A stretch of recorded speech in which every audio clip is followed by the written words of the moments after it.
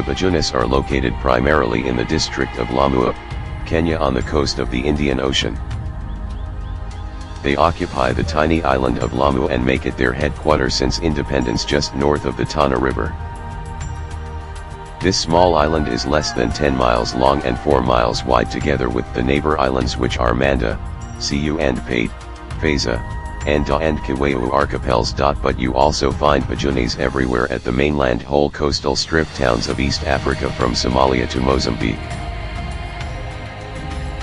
The Bajunis speak a language they call Tiku or Kibajuni, which is a form of Swahili.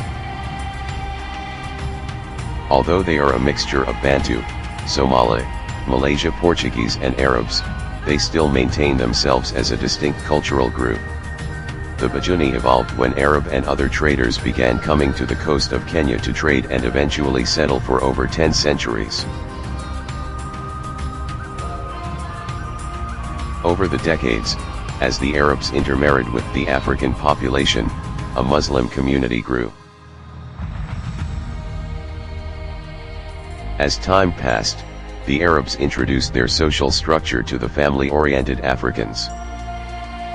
The way of life among the Bajunis has changed very little in the last 1,000 years. Even now, no cars disturb the quiet life on the small island of Lamu. What are their lives like? Because the Bajuni people live so near water, many make their living on the ocean. They generally have occupations that are connected with the sea. Many are fishermen, sailors, ocean merchants, shipbuilders, and the like. Others are also involved in farming. Their main foods are coconut, fish, maize, and rice.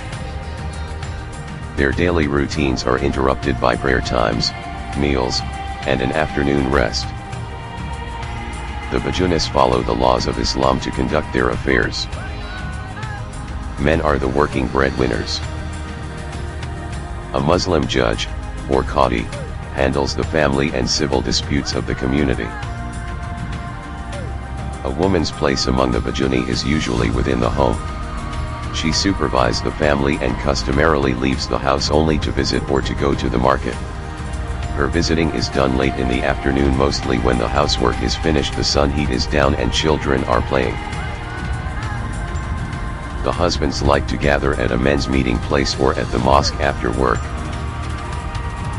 The men wear a kanzu, a white veil, kikois, sarung, which is a piece of material wrapped around the waist like a skirt, with shirt or t-shirt and mostly open shoes. Bajuni women wear kangas, dira, a colored veils, and when they leave homes they wear discreet black veils with only their eyes visible to the world and open shoes. Traditionally, a woman would wear a ring through the center of her nose, a gold disc in one pierced nostril, and several earrings through the tops of her ears. Today, these are regarded as unfashionable. Children stay at home until the age of 3 or 4, when they are sent to the Muslim school. In school, they learn to read the Quran, perform daily prayers, and lead moral lives. With 6 YRS they go to a normal school too. Children are always the first to speak as they greet an elder with a kiss on the right hand. A young person always stands to offer his seat when an older person enters a room and is always the last to eat. A girl is taught to cook at about 10 years of age. At puberty, she is no longer allowed to mix with boys who are not of her own household, and she cannot leave the house without a female chaperone. When she goes out in public, she wears the traditional black veil with hijab or all-covering bibi garment. What are their beliefs? Almost all of the Bajun are Shafat Muslims. Their lives revolve around the mosque and daily prayer. In the course of saying 5 prayers a day they also wash at least 5 times. Every Muslim parent insists on giving his child the basic Islamic education. When a child is born, it is held up by the father, a friend, or a teacher, who recites the traditional call of prayer into its ear. From the moment of birth, the child is instructed in the basic teachings of Islam. What are their agriculture history?